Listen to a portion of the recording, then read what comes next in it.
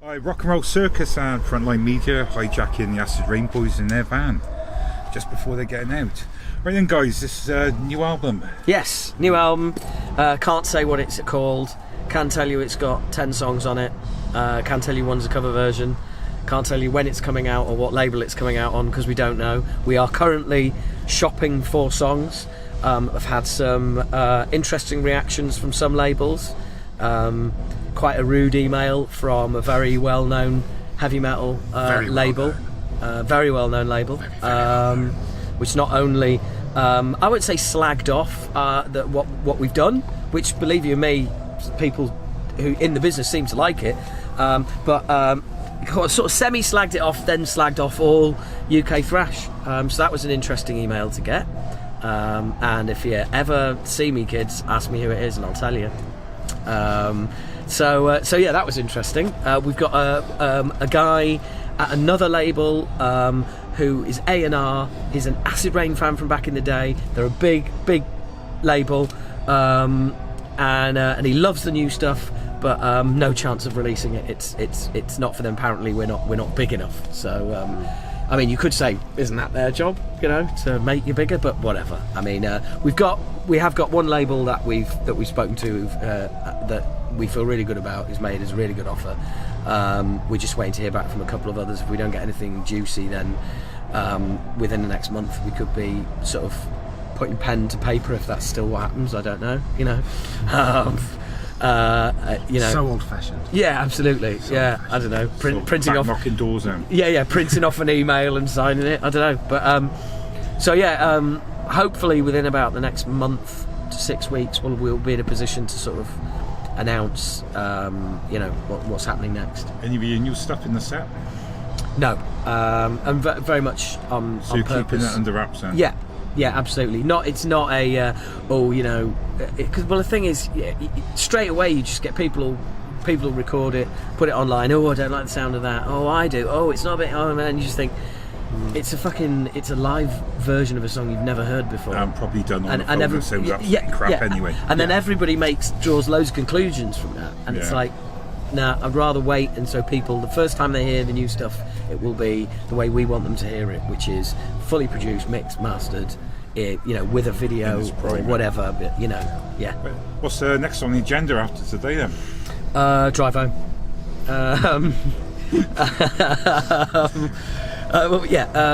Load the van.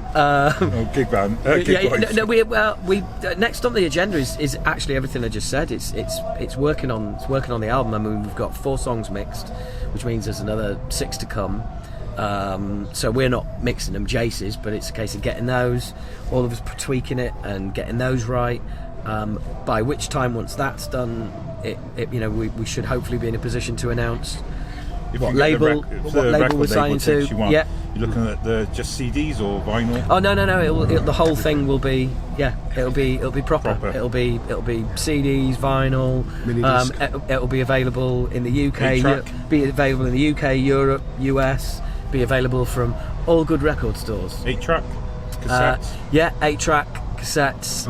On demand only. Lullaby version of the album as well. There's going to be a lullaby version of the album as well, and we're also going to do potentially we're going to do a crowdfund for a box set of t-shirts. There'll be a t-shirt design for each song on the album.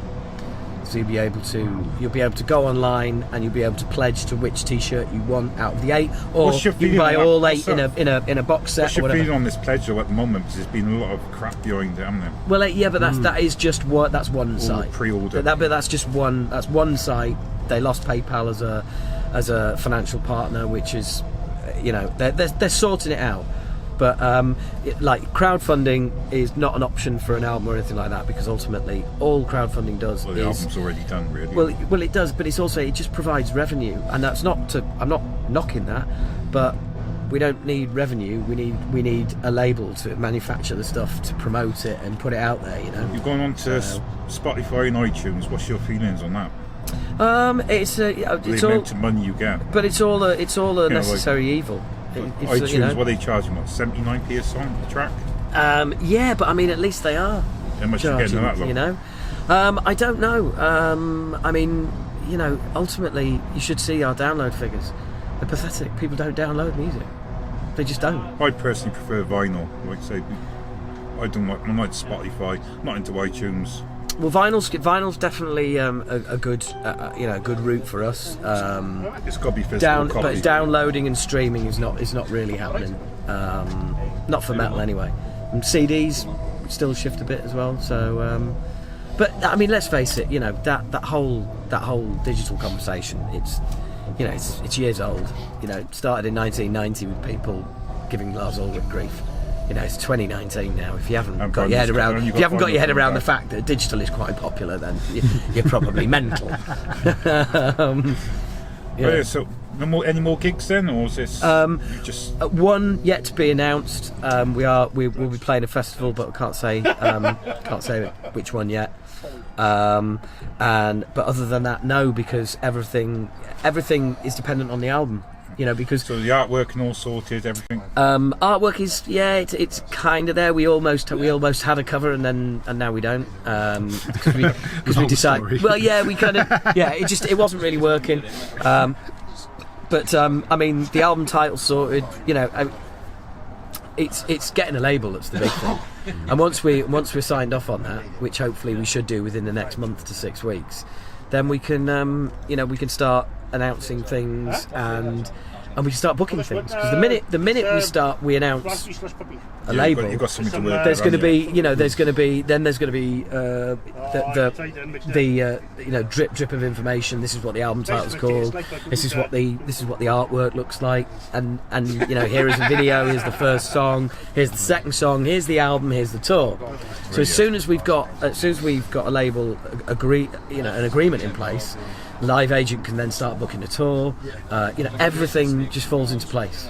Is there any bands that you'd like to take on tour with you? Yes, Megadeth. Yeah. Megadeth. Yeah, I mean, I think you've got your opening bands. Yes. About main support. Main support. Well, we had Mastodon, didn't we? We have Mastodon. We could have Mastodon again. We could have them supporters again. I'd love to go out. I'd say I'd love to get a half decent big support slot on a tour. Funnily enough, I was at Bloodstock last year, and I think I saw Ailstorm, and I thought, I know who their best support band they've never had would be. Yeah. Because love them or hate them, they pull the crowd. they sell. Yeah. They sell. And like the press don't really cover them, but people like them and they're popular. And I think, and we've got the same live agent as well. So I've already told her this. So like, you know, next time they're touring, then we need to be on for that. Yeah, but they're not doing anything till 2020. What's your views on getting local up and coming bands as an opening band? Well, yes and no. Firstly, we need somebody else on the bill that can shift tickets. Yeah. So you basically need headline, main support, third support, and then possibly a local band, or a local band as the get a local band in, open up, and then a couple. Well, it does. It helps. It helps if they can shift some tickets as well. You know, if they're kind of local and they've got a bit of a following, then that's cool.